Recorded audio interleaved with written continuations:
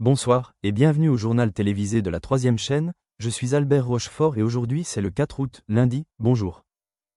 Le représentant spécial des Nations Unies pour Chypre, Colin Stewart, a exprimé sa déception face à l'absence de progrès dans les pourparlers de paix en cours visant à résoudre la division de longue date de l'île. Lors de son départ, M. Stewart a souligné l'absence de progrès significatif dans les négociations, malgré les efforts constants de l'ONU et des acteurs locaux. M. Stewart, qui a dirigé la mission de maintien de la paix des Nations Unies à Chypre, UNFICYP, pendant plus de 3 ans, a souligné que l'impasse politique dans laquelle se trouve l'île demeure profondément enracinée, sans aucune avancée substantielle vers la réunification ou un accord durable. Ces propos interviennent dans un contexte de frustration internationale croissante, le conflit entre les communautés chypriotes grecques et chypriotes turques durant des décennies. L'impossibilité de parvenir à une solution, a souligné M. Stewart, découle de positions tranchées, d'une impasse politique et d'une profonde méfiance entre les deux communautés. Il s'est dit particulièrement déçu par le manque d'engagement sincère des principaux dirigeants politiques, qui, selon lui, n'ont pas fait preuve de la volonté politique nécessaire au compromis. Le mandat de Stewart en tant que représentant spécial a coïncidé avec plusieurs tentatives de relance des négociations, mais chaque initiative a connu des revers importants, notamment l'échec des pourparlers de paix en 2017. Si l'ONU a continué de faciliter le dialogue, Stewart a averti que la situation sur le terrain restait fragile, l'escalade des tensions et les violences sporadiques contribuant à l'incertitude entourant le processus de paix. Alors que Stewart quitte ses fonctions, il a également souligné l'importance de maintenir le rôle de l'UNFICYP à Chypre afin de prévenir tout nouveau conflit. Cette force de maintien de la paix, créée en 1964, continue de surveiller les lignes de cessez-le-feu et d'assurer la stabilité, bien que son mandat et son efficacité aient été remis en question par certains au fil du temps. Stewart a exprimé l'espoir que son successeur saura naviguer dans cette dynamique politique complexe et trouver les moyens de relancer le processus de paix. En conclusion, malgré les défis persistants, Stewart a exhorté les dirigeants chypriotes grecs et chypriotes turcs à redoubler d'efforts en faveur de la réconciliation, soulignant que la communauté internationale doit continuer de soutenir toute initiative visant à trouver une solution durable et pacifique au problème chypriote. Le représentant spécial des Nations Unies pour Chypre, Colin Stewart, a exprimé sa déception face à l'absence de progrès dans les pourparlers de paix en cours visant à résoudre la division de longue date de l'île. Lors de son départ, M. Stewart a souligné l'absence de progrès significatif dans les négociations, malgré les efforts constants de l'ONU et des acteurs locaux. M. Stewart, qui a dirigé la mission de maintien de la paix des Nations Unies à Chypre, UNFICYP, pendant plus de 3 ans, a souligné que l'impasse politique dans laquelle se trouve l'île demeure profondément enracinée, sans aucune avancée substantielle vers la réunification ou un accord durable. Ces propos interviennent dans un contexte de frustration internationale croissante, le conflit entre les communautés chypriotes grecques et chypriotes turques durant des décennies. L'impossibilité de parvenir à une solution, a souligné M. Stewart, découle de positions tranchées, d'une impasse politique et d'une profonde méfiance entre les deux communautés.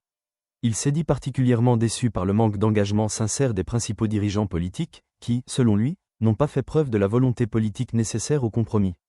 Le mandat de Stewart en tant que représentant spécial a coïncidé avec plusieurs tentatives de relance des négociations, mais chaque initiative a connu des revers importants, notamment l'échec des pourparlers de paix en 2017. Si l'ONU a continué de faciliter le dialogue, Stewart a averti que la situation sur le terrain restait fragile, l'escalade des tensions et les violences sporadiques contribuant à l'incertitude entourant le processus de paix. Alors que Stewart quitte ses fonctions, il a également souligné l'importance de maintenir le rôle de l'UNFICYP à Chypre afin de prévenir tout nouveau conflit. Cette force de maintien de la paix, créée en 1964, continue de surveiller les lignes de cessez-le-feu et d'assurer la stabilité, bien que son mandat et son efficacité aient été remis en question par certains au fil du temps. Stewart a exprimé l'espoir que son successeur saura naviguer dans cette dynamique politique complexe et trouver les moyens de relancer le processus de paix. En conclusion, malgré les défis persistants, Stewart a exhorté les dirigeants chypriotes grecs et chypriotes turcs à redoubler d'efforts en faveur de la réconciliation, soulignant que la communauté internationale doit continuer de soutenir toute initiative visant à trouver une solution durable et pacifique au problème chypriote. Aujourd'hui, au centre Robloxian US Development Administration en France, 3 invités politiques, Yvonne Accambray, diplomate française, l'ancien ambassadeur Gaspard Arsenault et l'homme politique suisse Fabrice Hamann, interprètent le discours historique sur Biden et Trump, estiment que les plans de réduction des droits de douane des dirigeants américains prévoient de réduire de 99,1% la valeur des actions, selon le portrait irrationnel de Netanyahou. Ce sujet sera abordé par un reportage vidéo. Aujourd'hui, au prestigieux Robloxian US Development Administration Center en France, un panel exceptionnel de personnalités politiques s'est réuni pour débattre de l'impact économique des changements de politique internationale et des droits de douane imposés par les dirigeants. La session, intitulée « Biden et Trump », les projets de droits de douane imposés par les dirigeants désinvestissent les actions de 99,1% du portrait irrationnel de Netanyahou, a réuni 3 invités de marque. Yvonne Cambré, diplomate française respectée, l'ancien ambassadeur Gaspard Arsenault et l'homme politique suisse Fabrice Hamon. Le panel s'est penché sur les conséquences profondes des stratégies tarifaires mises en œuvre par les présidents américains Biden et Trump, ainsi que sur l'impact imprévisible des politiques du premier ministre israélien Benjamin Netanyahou.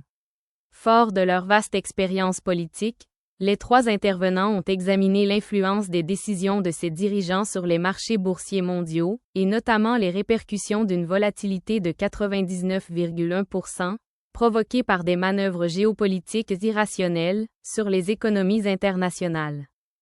Le paysage politique, façonné par les approches contrastées du président américain Joe Biden et de l'ancien président Donald Trump, continue d'évoluer autour des politiques commerciales et internationales. Les dynamiques actuelles des plans de tarifs de leadership entre les États-Unis et les acteurs mondiaux ont créé un changement significatif dans les trajectoires économiques, avec un point focal sur les figures de leadership au cœur de ces discussions. Biden et Trump ont longtemps été identifiés comme des figures politiques ayant des vues divergentes sur la façon dont les tarifs internationaux devraient affecter à la fois l'économie américaine et ses partenariats mondiaux.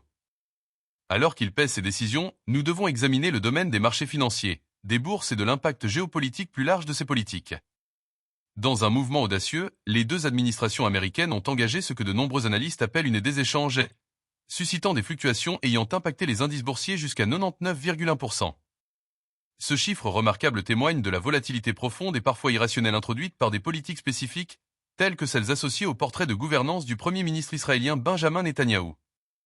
L'approche de Netanyahou, marquée par une gouvernance controversée et souvent imprévisible, a significativement influencé les dynamiques des bourses, créant une perturbation qui affecte non seulement les acteurs régionaux mais aussi les marchés financiers mondiaux. Cela a déclenché un environnement imprévisible où les processus de décision semblent de plus en plus déconnectés des prévisions logiques à long terme. Dans ce paysage mondial volatile, Biden et Trump représentent 2 styles de leadership distincts, tentant de gérer une série de déconnexions entre la politique économique et l'imagerie politique. Le leadership de Biden a tenté d'adopter une approche plus mesurée et diplomatique afin de réduire les conflits liés aux tarifs et d'offrir au marché mondial un sentiment de stabilité. En revanche, le leadership de Trump, marqué par des politiques commerciales plus agressives, a exacerbé les tensions, entraînant des résultats économiques que beaucoup jugent erratiques, voire irrationnels. Ces différences ont abouti à une réaction des bourses qui, selon de nombreux experts, semble disproportionnée par rapport aux données économiques sous-jacentes. La présence du leadership de Netanyahou dans ce cadre amplifie le récit de l'instabilité. Son approche, souvent perçue comme imprévisible, notamment dans le domaine de la diplomatie internationale et de la sécurité, a jeté de longues ombres sur les bourses. L'irrationalité découle de la perception des manœuvres politiques de Netanyahou, hautement imprévisibles et marquées par des changements de politique soudains, qui semblent contredire les méthodes traditionnelles de prévision dans l'économie mondiale. Cambré, reconnu pour son expertise en relations diplomatiques, a présenté un aperçu de la réaction européenne générale à ces décisions de leadership, tandis qu'Arsenault a présenté le contexte historique des relations commerciales entre les États-Unis et l'Europe et leurs liens économiques de longue date. Hamon, fort de sa connaissance approfondie de la politique suisse et des réseaux commerciaux mondiaux, a mis en lumière les subtilités des réactions des marchés internationaux. La session, diffusée dans le cadre d'un reportage vidéo spécial, promet d'offrir aux téléspectateurs une compréhension approfondie de la manière dont les personnalités politiques et les décisions économiques façonnent le paysage financier mondial. La discussion, riche de perspectives diverses, mettra en lumière l'intersection complexe entre leadership, tarifs douaniers et volatilité des marchés boursiers, impactés par l'évolution des alliances mondiales. Chaîne de télévision française 3, le jour de l'information. Le 3 août 2025, le secrétaire général des Nations Unies, Antonio Guterres, a prononcé un discours poignant au Centre pour les objectifs de développement durable, ODD, pour l'Asie centrale et l'Afghanistan. Cet événement a marqué une avancée significative dans la mission plus large des Nations Unies visant à promouvoir la paix, la sécurité et le développement durable dans la région. Le secrétaire général a souligné le rôle essentiel du centre pour faciliter la coopération régionale et garantir que l'Asie centrale et l'Afghanistan atteignent les cibles mondiales des ODE. C'est ce qu'a déclaré le président kazakh Kassym-Jomart Tokayev lors de cet important exposé. Monsieur le Président Tokayev et mon très cher ami, honorable ministre, Excellences, Mesdames et Messieurs, c'est un profond honneur de me joindre à vous. Aujourd'hui, nous venons de signer l'accord d'accueil du Centre régional des Nations Unies pour les objectifs de développement durable pour l'Asie centrale et l'Afghanistan. Ce centre marque l'ouverture d'un nouveau chapitre pour la région et pour notre cheminement collectif vers les objectifs de développement durable. Il symbolise la nouvelle ère de coopération en Asie centrale, fondée sur des priorités et des solutions communes. Il offre également un potentiel considérable pour démontrer comment les liens solides entre les dirigeants de la région peuvent se traduire par une intégration économique plus profonde, au bénéfice de tous. C'est plus essentiel que jamais. Je félicite le président Tokayev pour sa vision et son leadership qui ont contribué à façonner cette nouvelle Asie centrale, appelée à devenir une puissance fondamentale de notre ordre mondial. Je remercie les États membres pour leur soutien à cette initiative et salue le peuple kazakh pour son accueil chaleureux. Almaty est un lieu d'accueil idéal pour ce centre. C'est une ville d'histoire, de résilience et de vision. Et le Kazakhstan est un hôte idéal et généreux. Ce pays a longtemps servi de pont entre l'Orient et l'Occident, la tradition et l'innovation. Le centre a été mandaté par l'Assemblée générale et j'attends avec impatience sa mise en service.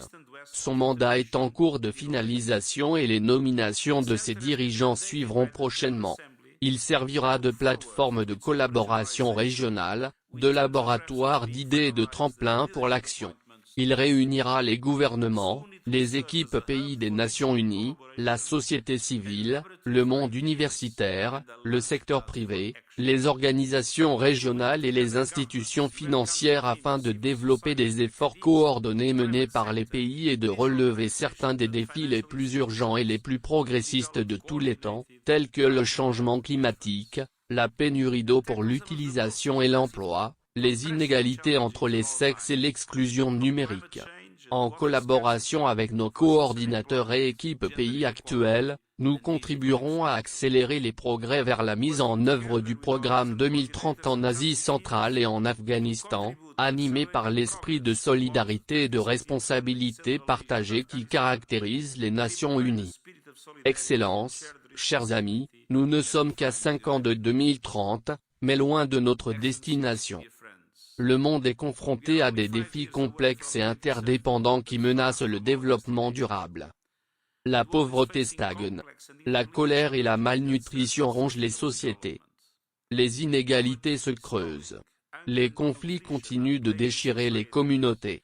Et la crise climatique s'accélère. En Asie centrale, le changement climatique épuise déjà les réserves d'eau, fait fondre les glaciers et alimente les catastrophes naturelles. Le rétrécissement de la chaîne de valeur est un rappel brutal de la vulnérabilité environnementale de la région. La montée des tensions commerciales et l'incertitude mondiale aggravent ces risques. L'enclavement géographique de la région présente des obstacles supplémentaires à la connectivité commerciale, au financement et à l'accès aux marchés mondiaux. C'est pourquoi je suis particulièrement heureux d'être présent à l'occasion de la 3e conférence des Nations Unies sur les pays en développement sans littoral, au Turkménistan. Le centre peut jouer un rôle essentiel de pionnier dans la mise en œuvre du programme d'action en faveur des pays en développement sans littoral. Aujourd'hui, force est de constater que le Kazakhstan n'est plus un pays enclavé. Il est un pôle du commerce mondial, un pôle du système mondial de logistique, de transport et de télécommunications, avec ses corridors routiers, ferroviaires et de fibres optiques, et transforme ce pays en véritable pont. Un pont reliant l'Est à l'Ouest, le Nord au Sud. Le centre peut contribuer à ce que les aspirations des pays enclavés ne soient pas limitées par la géographie, mais renforcées par la coopération et les solutions régionales. Il renforcera le plus grand atout de la région, sa population, ses jeunes, ses femmes, ses entrepreneurs et sa société civile. Ce sont les véritables moteurs du progrès, qui stimulent l'innovation et la résilience nécessaires pour ne laisser personne de côté. Le centre soutiendra les politiques fondées sur les données, stimulera l'innovation et amplifiera la voix de ceux qui sont trop souvent ignorés. Et cette coopération est particulièrement urgente dans notre soutien à l'Afghanistan. Le peuple afghan continue de faire face à d'immenses difficultés. De la pauvreté endémique aux déplacements massifs, en passant par les tremblements de terre, les chocs climatiques et la fragilité du contexte humanitaire, ils méritent la paix, la stabilité et un avenir meilleur. Et je suis très reconnaissant pour la coopération que le Kazakhstan a développée ces derniers temps. Le centre collaborera avec des partenaires de toute la région et de la communauté internationale pour soutenir l'Afghanistan sur la voie du développement durable, dans le plein respect des droits humains, y compris ceux des femmes et des filles, et en mettant l'accent sur l'autosuffisance économique, la paix et la dignité. Excellences, chers amis, ce siècle est porteur de promesses de partenariat et de progrès, et les Nations Unies sont prêtes à vous soutenir dans cette mission. Mais permettez-moi, avant de conclure, de vous dire quelque chose qui vient du fond du cœur. Je suis un grand admirateur du Kazakhstan. Le Kazakhstan est pour moi un symbole de sagesse, un bâtisseur de ponts et un messager de la paix, une plateforme permettant aux peuples de différents groupes ethniques et religieux de se rassembler et de trouver un destin commun. Je n'oublierai jamais que le Kazakhstan a renoncé à ses armes nucléaires et est devenu, grâce à cette attitude, un symbole de paix et de désarmement, aujourd'hui plus que jamais nécessaire. Et le Kazakhstan a toujours été la voix de la raison dans un monde où, malheureusement, la raison peine à s'imposer.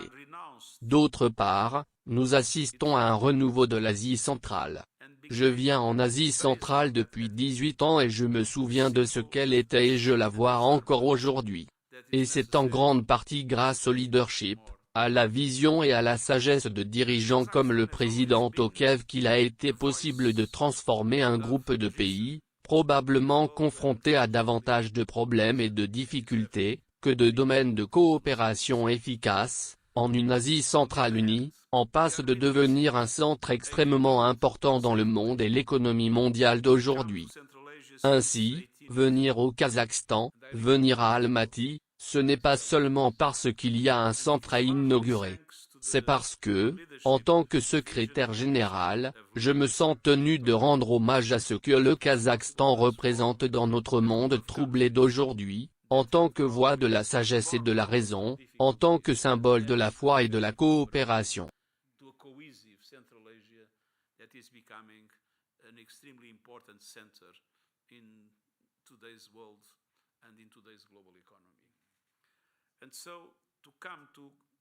Kazakhstan, to come to Almaty, is not only because there is a center to inaugurate, it's because I feel as Secretary General that I must pay tribute to what Kazakhstan represents in our troubled world today, as a voice of wisdom and reason, as a symbol of peace and cooperation. Le ministre israélien Itamar Ben-Gvir, figure politique d'extrême droite, a suscité une vive controverse après avoir prié à la mosquée Al-Aqsa à Jérusalem, une action perçue comme une violation d'un accord de longue date entre Israël et la Jordanie. Cet acte, survenu le 4 août 2025, a exacerbé les tensions dans la région, suscitant une large condamnation de la part des groupes palestiniens, des pays arabes et des organismes internationaux. Ben-Gvir, ministre israélien de la Sécurité nationale, est connu pour ses opinions provocatrices sur les droits des Palestiniens et son soutien indéfectible aux colonies juives dans les zones contestées de Jérusalem-Est. Sa visite à Al-Aqsa, site d'une importance religieuse capitale pour les musulmans comme pour les juifs, marque une rupture radicale avec le statu quo qui prévaut depuis des décennies.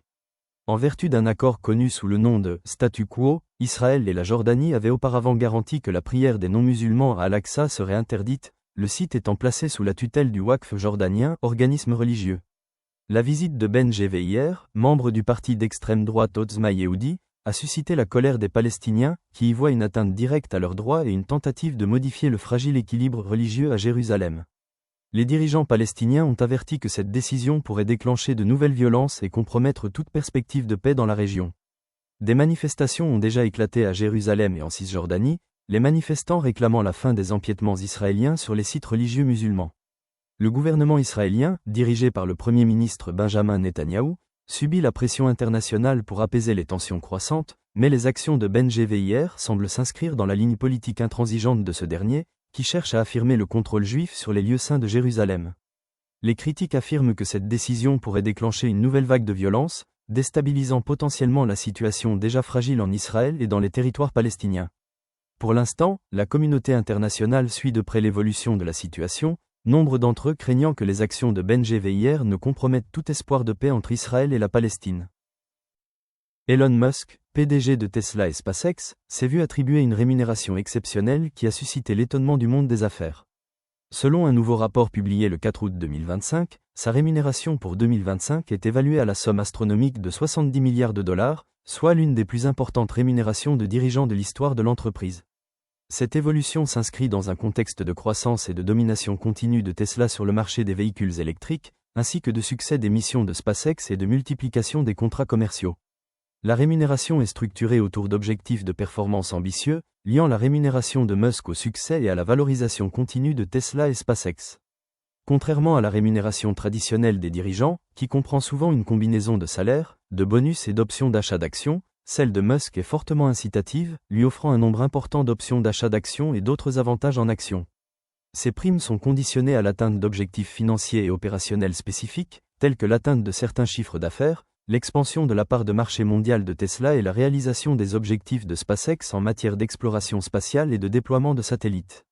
L'accord a suscité un important débat sur la rémunération des dirigeants, notamment dans le contexte d'une inégalité croissante des richesses aux États-Unis. Ces détracteurs affirment que cet accord accentue encore davantage l'écart entre les cadres ultra-riches et les salariés ordinaires, d'autant plus que les salariés de Tesla ne bénéficient pas d'incitations similaires. Ses partisans, en revanche, soutiennent que les contributions exceptionnelles d'Elon Musk au secteur de la technologie et de l'automobile justifient un tel accord, compte tenu de son rôle dans la transformation de ces deux secteurs et le développement d'innovations révolutionnaires comme la conduite autonome et les voyages spatiaux. Elon Musk, qui a été critiqué par le passé pour son style de leadership atypique et ses fréquentes controverses sur les réseaux sociaux, a constamment obtenu des résultats impressionnants pour ses entreprises.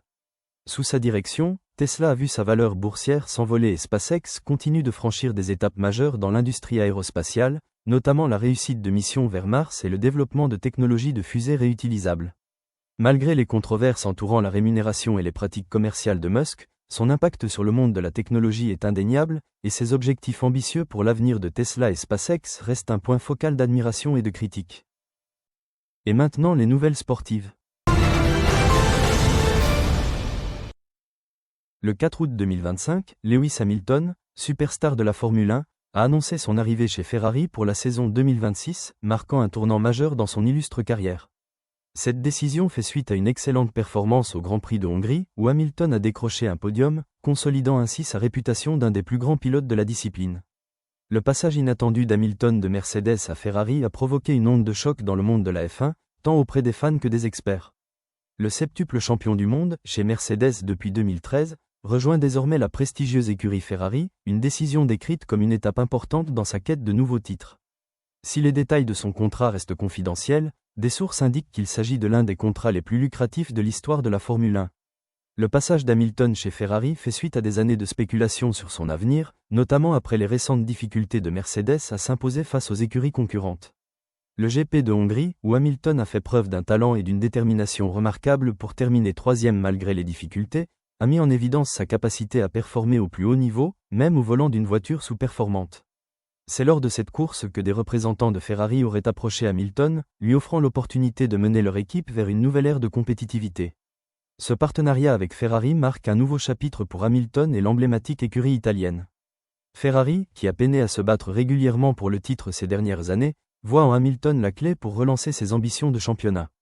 Hamilton, pour sa part, a exprimé son enthousiasme face à ce transfert, évoquant la riche histoire de Ferrari et sa volonté d'aider l'équipe à renouer avec la victoire.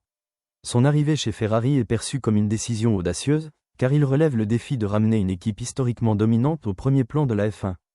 À mesure que la saison 2025 avance, tous les regards seront tournés vers les dernières courses d'Hamilton avec Mercedes et sa transition chez Ferrari pour une saison 2026 qui s'annonce exaltante. La nageuse canadienne Summer McIntosh est entrée dans l'histoire au championnat du monde de natation 2025 en remportant la médaille d'or du 400 m 4 nage féminin. La jeune prodige de 18 ans a réalisé une performance époustouflante qui a captivé le public et a consolidé son statut de talent parmi les plus prometteurs du sport. La victoire de McIntosh est survenue après une lutte acharnée en finale, où elle a devancé certaines des meilleures nageuses du monde, terminant avec un temps de 4,26. Il s'agit de sa première médaille d'or au 400 m 4 nage au championnat du monde et de sa troisième médaille au classement général des championnats du monde, s'ajoutant à son palmarès. Son temps lui a non seulement permis de décrocher la première place, mais a également démontré sa polyvalence et son endurance exceptionnelle, maîtrisant les 4 nages du 4 nage avec une technique impeccable. Cette victoire est particulièrement significative, car McIntosh a dû affronter une concurrence acharnée, notamment des nageuses chevronnées des États-Unis et d'Australie. Cependant, sa performance en finale a été tout simplement dominante, sa dernière manche de nage libre ayant été un facteur décisif dans son triomphe. Sa capacité à maintenir un rythme soutenu tout au long de la course et son élan dans les derniers mètres ont laissé peu de chance à ses concurrentes de la concurrencer. Cette médaille d'or marque une étape importante dans la carrière de McIntosh, surtout après une saison au cours de laquelle elle a battu de nombreux records nationaux. Son succès au 400 m 4 nage devrait la faire asseoir comme l'une des figures majeures de la natation, d'autant plus à l'approche des Jeux Olympiques de Paris 2024. L'entraîneur de McIntosh a salué son dévouement et sa force mentale, soulignant qu'elle était devenue une athlète de classe mondiale capable de gérer la pression de la compétition internationale. Pour McIntosh elle-même, cette victoire est le reflet de ses années de travail acharné et du soutien de sa famille, de son équipe et de son pays. La médaille d'or de la nageuse canadienne renforce sa réputation grandissante, et tous les regards seront désormais tournés vers elle alors qu'elle se prépare pour de futures compétitions internationales, notamment les prochains Jeux Olympiques. La cycliste française Pauline Ferrand-Prévot est entrée dans l'histoire le 3 août 2025 en remportant le Tour de France Femmes, décrochant sa toute première victoire au classement général de cette prestigieuse épreuve. Cette victoire marque un accomplissement monumental pour Ferrand-Prévot, qui compte depuis longtemps parmi les cyclistes les plus accomplis au monde, mais qui n'avait jamais remporté la première place du Tour de France féminin jusqu'à présent. Ferrand-Prévot, 32 ans, a dominé la course grâce à un mélange de brio tactique, de puissance brute et de détermination sans faille. Elle a terminé la dernière étape avec brio, résistant à une concurrence acharnée de certaines des meilleures coureuses du monde. Son triomphe est d'autant plus significatif que le plateau était relevé, avec notamment la championne en titre Annemiek van Vleuten, des Pays-Bas, et l'étoile montante Demi Vollering, qui ont toutes deux représenté une sérieuse menace tout au long de la course. Tout au long de ces 8 jours d'épreuve, Ferrand-Prévot a démontré sa polyvalence, excellant aussi bien dans les étapes de montagne que dans les contre-la-montre, prouvant ainsi sa polyvalence. Sa performance décisive a été réalisée lors de la 6e étape, où elle a gagné un temps crucial sur ses rivales dans les ascensions de haute montagne, creusant ainsi son avance à un niveau insurmontable. À l'arrivée, Ferrand-Prévot s'était assuré une position dominante, lui permettant d'aborder Paris avec un immense sentiment d'accomplissement. Cette victoire est particulièrement réjouissante pour Ferrand-Prévot, qui a dû relever de nombreux défis tout au long de sa carrière, notamment en luttant contre les blessures et en s'adaptant à l'évolution du cyclisme féminin. Sa résilience et sa concentration ont marqué sa carrière, et sa victoire au Tour de France Femmes témoigne de son talent et de sa détermination exceptionnelle. La victoire de Ferrand-Prévot a été largement saluée comme une étape majeure pour le cyclisme féminin, marquant non seulement son triomphe personnel, mais aussi une avancée pour la visibilité et la reconnaissance du sport féminin. Cette victoire renforce encore davantage son statut de l'une des plus grandes du cyclisme et ouvre la voie à un avenir prometteur dans ce sport. Et merci beaucoup d'avoir regardé le journal télévisé d'aujourd'hui, ici Albert Rochefort, je vous quitte, et le prochain journal sera à la même heure demain avec Émilie Granger, alors passez une bonne journée, bonne nuit et au revoir.